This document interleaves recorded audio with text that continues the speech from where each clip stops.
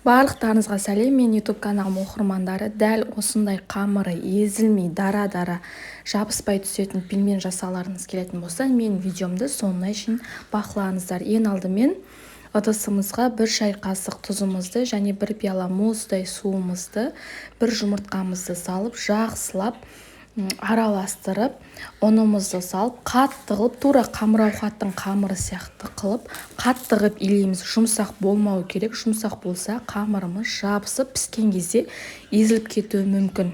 Міне қамырымызды илеп алдық. Енді қамырымыздың басын біріктіріп, 15-20 минутқа демалдыруға қойып қоямыз. Июі қану керек.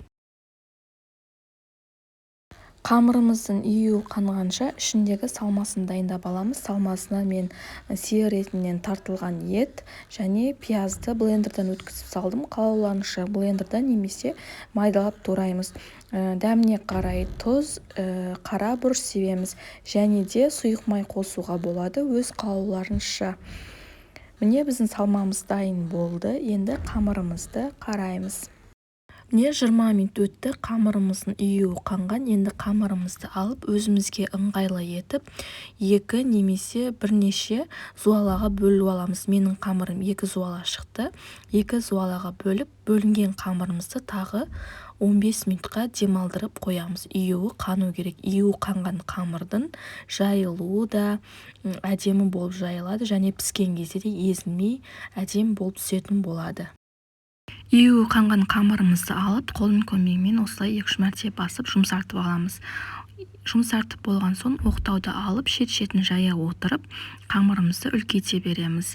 Осы кезде қалай жайылса, қамырымыз соңына шейін солай жайылатын болады. Қамырды жайған кезде қатты күш салмаймыз.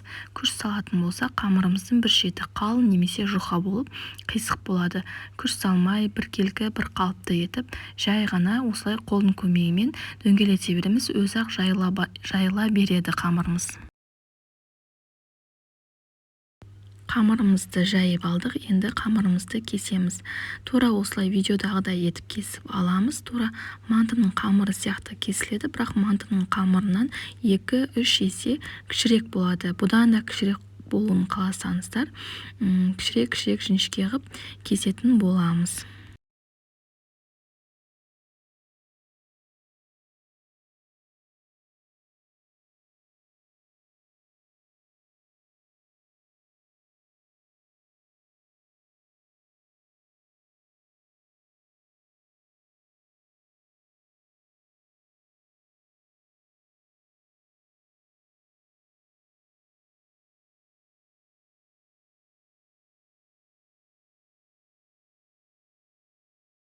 Қамырларымызды кесіп алдық, не көріп тұрғандарыңыздай. Енді осындай кішкентай нан тақтайымызды алып, үстіне азырақ ұнымызды сеуіп аламыз.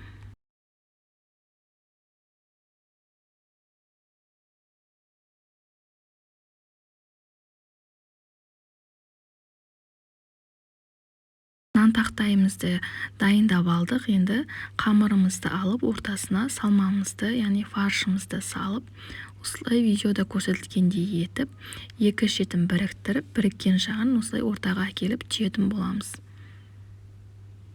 Басқа жерлерде, көп жерлерде бұлай түймейді. Бізде әсіресе оңтүстікте осылай түйіледі. Үйдің қамырын өте оңай. Осылай қамырымызды алып, салмамызды салып, бір басымен екінші басын біріктіріп, біріккен жағын қайырып ортасына алып келеміз. Сіздерге түсінікті болу үшін 2-3 мәрте көрсеттім, қалай түйілу керектігін. Егер сіздер осылай түйуді үй жағдайында білмейтін болсаңыздар, менің видеомнан қарап, үйреніп алсаңыздар болады. Пельмендерімізді түйіп, нан тақтайымызға орналастырдық. Енді мұздатқышқа салып, қатырып алуға бола береді. Мұздатқышқа қатырып, 1 апта, 2 апта, 1 айға шейін ұстауға болады. Ешқандай да бұзылып кетпейді, әрі оңай алынады. Нан тақтайға қатырып, сосын пакеттерге, маечкаларға салып тастаймыз. Міне көріп тұрғандарыңыздай, қатып тұрған пельмендеріміз оңай алынып жатыр, сынып кетіп, жабысып қалған жоқ. Суымызды қайнатып, тұзын салып, енді жаңағы түйіп дайындап алған пельмендерімізді салып пісіріп аламыз. 7 минут, 10 минутта пісіп қалады. Дәміне қарай өз қалауларыңызша пельменге немесе сорпаға арналған дәмдеуіштерді салып бере беруге болады. Әні көріп тұрғандарыңыздай өте әдемі болып, езілмей күшті болып пісіп жатыр. Сіздер де осылай жасап көріңіздер. Не көріп тұрғандарыңыздай әдемі болып пісіп жатыр.